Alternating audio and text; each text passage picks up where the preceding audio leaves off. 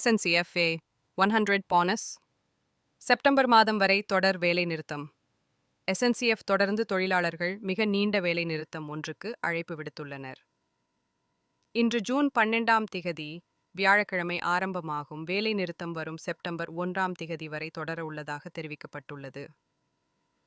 சட் rail தொழிற்சங்கம் இந்த வேலை நிறுத்தத்துக்கு அழைப்பு விடுத்துள்ளது. மாதம் 3 யூரோக்கள் ஊக்கத்தொகையை கோரி இந்த வேலை நிறுத்தத்துக்கு அழைப்பு விடுத்துள்ளனர். தொடர்ந்து நிறுவனமான SNCF வாயேஜர்ஸ் உடன் மேற்கொள்ளப்பட்ட பேச்சுவார்த்தையில் எந்த உடன்பாடும் எட்டவில்லை. அதை அடுத்து வேலை நிறுத்தத்துக்கு அழைப்பு விடுக்கப்பட்டுள்ளது.